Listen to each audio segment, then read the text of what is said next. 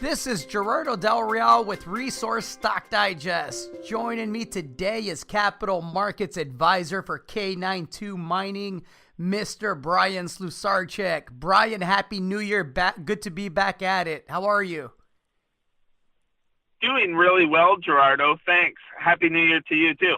I appreciate it. You're kicking off the new year with a bang. You just released some PEA results from K92. Let me tick off some of these boxes real quick because the numbers are pretty impressive.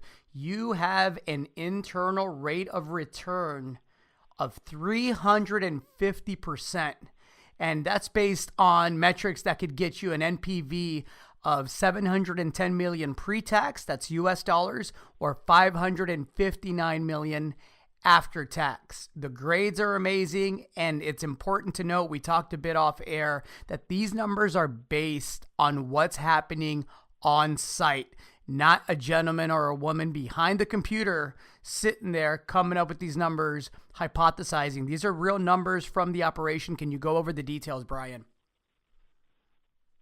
For sure, Gerardo. And I think a real benefit here to the authors of the PEA is the fact that we are an operating and producing mine. As your regular listeners will know, we declared commercial production at KNT last year, drilled off a resource which has been grown twice subsequently, and we're processing and mining as we speak. So normally during these types of assessments, you're really having to conceptualize various numbers that we actually have hard, concrete operating data for. Many of these numbers are based on existing operational results that we're seeing today in terms of costing, materials, etc. What we see within this PEA is a very low CapEx requirement, US $13.6 million, to undertake the expansion. I think it's extremely important to note from today's news release, the quote from the CEO, John Lewins, that the initial capital cost for the expansion is estimated at less than US $14 million and can be met entirely from cash flow from existing production. The IRR that you mentioned at 350% is obviously just spectacular, and the PEA indicates production of 145,000 ounces gold equivalent per annum over the first 5 years. We see cash costs within this PEA at $429 gold equivalent ounce, and all-in sustaining costs at $615 an ounce. So really exceptional, really special numbers that we're seeing. And remember, this KNT operation produced over 45,000 ounces gold equivalent in 2018 at a cash cost below $600 an ounce. And we're expected to produce in excess of 60,000 ounces in 2019, assuming there's no expansion, or over 80,000 ounces if the expansion envisioned in the PEA takes place. And that's, of course, because the ramp up to get to the 145,000 ounce per annum level will take 12 months. And I think, Gerardo, what is really key to hammer home on here, in addition to the low CapEx, high internal rate of return, very low costs and high grades, what's really key to note is that we're benefiting from this original investment thesis that KNT would have a big jump start because of existing infrastructure. And because of the fact the mill was overbuilt, it's taking very little capital to expand up to this type of level. Because we're processing, we know the metrics as to how that mill operates. And because we're mining and we're underground now and there's existing underground development, the CapEx underground to expand to this rate is also low. And I think, Gerardo, that the 12-month timeline laid out in the news release today to fully execute this expansion is just very, very fast by industry standards. And some of that process, the expansion process, has already started, as detailed in today's news. I think it's an important point, Bryan, that the PEA isn't for development of a new project. It is for expansion of the operation, which is already producing. And for people that may not be familiar with the story, that's an important point here. That's right, Gerardo.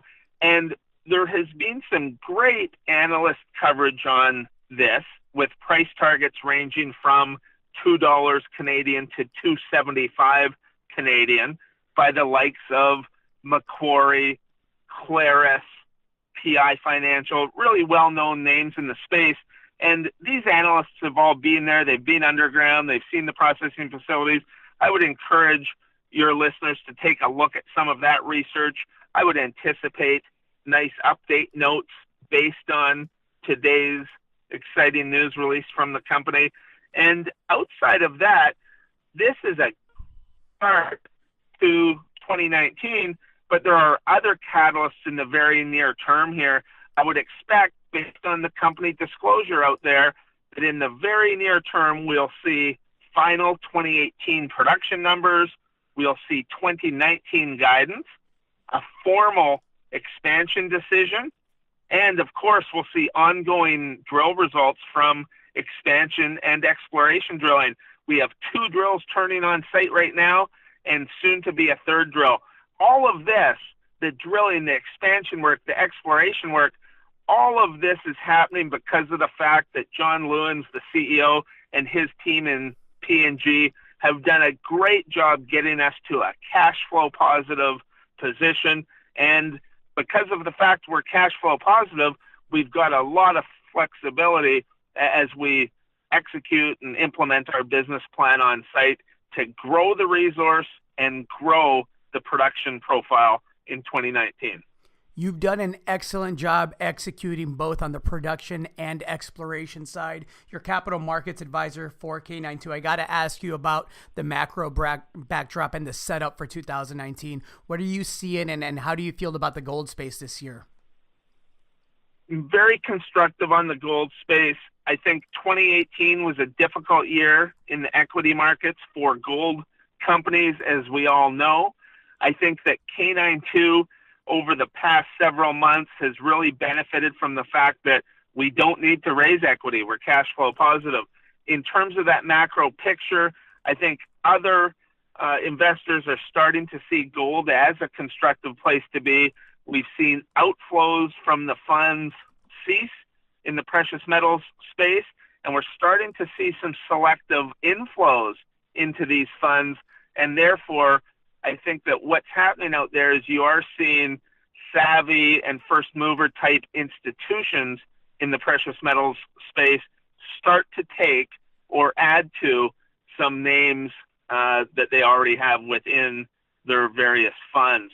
So I think that we've seen a constricting of supply because of the fact it's been tough times. The people that have wanted to sell these different names have sold.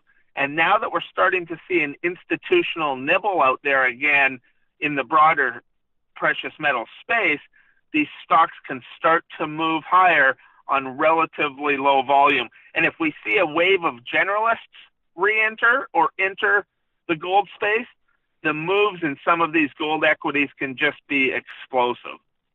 Well put, Bryan. As always, thank you so much for your time. I get the feeling we're going to be talking with each other a lot this year. Thanks so much, Gerardo.